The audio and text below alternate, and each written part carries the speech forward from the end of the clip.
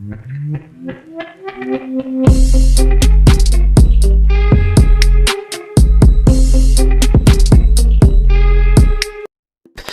Guys, this is S Kumar Tagore back again with another video.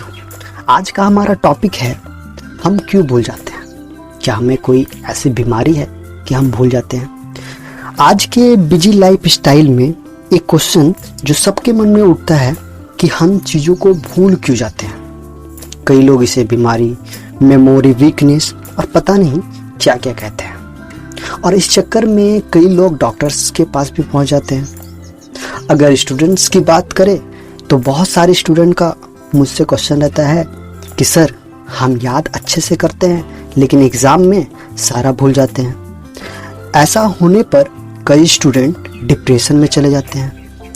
अगर आप भी जानना चाहते हैं कि हम क्यों भूलते हैं तो बने रहिए हमारे साथ। साइंस इस बात को प्रूव कर चुका है कि हमारे दिमाग पर एक बार जिस वस्तु का इमेज बन जाता है वो फिर कभी खत्म नहीं होता। आमतौर पर जिसे हम भूलना कहते हैं वह किसी जानकारी का खत्म हो जाना नहीं, बल्कि उस जानकारी का गुम हो जाना होता है। वह जानकारी हमारे दिमाग में तो है लेकिन फिलहाल हमें मिल नहीं रही। मिल इसलिए नहीं रही क्योंकि हमने रखते समय बहुत ध्यान नहीं दिया था। मिल इसलिए नहीं रही है क्योंकि एक बार रख देने के बाद हमने दोबारा उसे ढूंढने की कोशिश नहीं की, क्योंकि हमें उसकी ज़रूरत ही नहीं पड़ी। भूलना ठीक उसी तरह है जिस तरह हम अपनी कोई छोटी सी चीज़ घर में कहीं रखकर उसे भूल जाते हैं। जब ज़रूरत पड़ती है तो उसे ढूंढने के लिए मारामारी मच जाती है, लेकिन वह मिल नहीं पाती। है चीज़ वहीं लेकिन मिल नहीं रही। और आपने देखा होगा कि अचानक एक दिन वह मिल भी जाती है। भूलने से परेशान, निराश ना हो।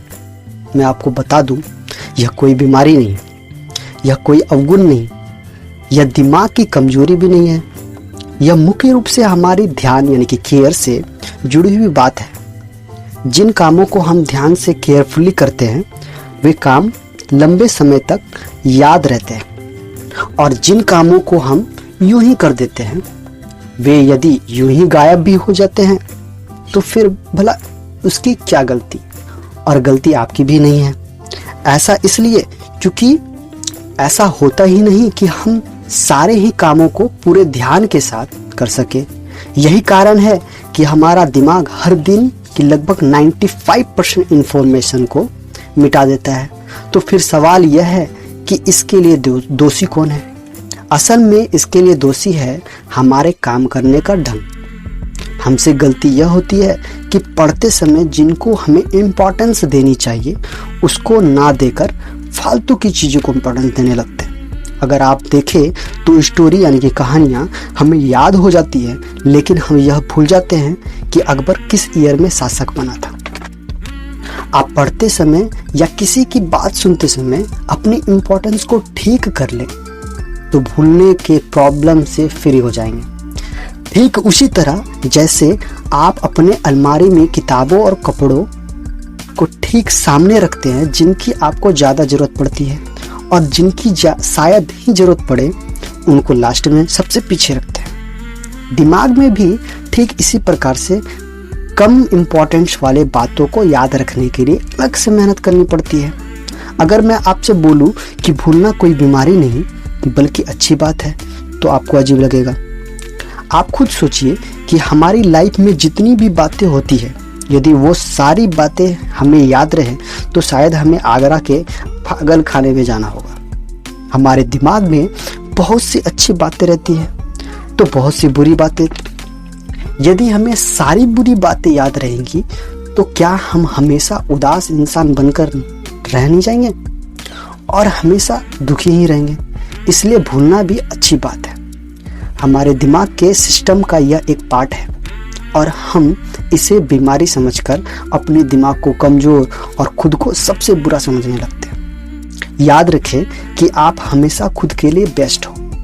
ये मान कर चलो और यदि आप एग्ज़ाम में भूल जा रहे हो तो आप दिन में 4 बार याद किए हुए क्वेश्चन और आंसर को रिवीजन करो। सोने से पहले रात को रिवीजन करके सो जाओ और सुबह उठकर फिर रिवीजन करो। कम से कम दिन में 4 बार रिवीजन तो करना ही चाहिए। फिर एक वीक में 1 बार रिवीजन कर लो उसी क्वेश्चन आंसर को जो आपने याद करा था, और फिर महीने में फिर से रिवीजन करो। ये सालों साल आपको याद रहेगा, और जितना आप रिवीजन करोगे और उतना अच्छा से आपको याद होता चला जाएगा। आप देखोगे कि एग्ज़ाम में सारे क्वेश्चन आंसर आपको याद रहेंगे और बड़े अच्छे से आप एग्ज़ाम में लिखोगे, टॉप भी कर जाओगे, अच्छे मार्क्स आ जाएंगे। बस खुद पर आपको विश्वास रखना पड़ेगा। इसलिए ये मान के चलो कि आप बेस्ट हो, यू आर द बेस्ट। ये समझो कि आई एम द बेस्ट। मुझसे बेहतर कोई भी अच्छे से नहीं जान सकता, मतलब कोई भी नहीं। Thank you.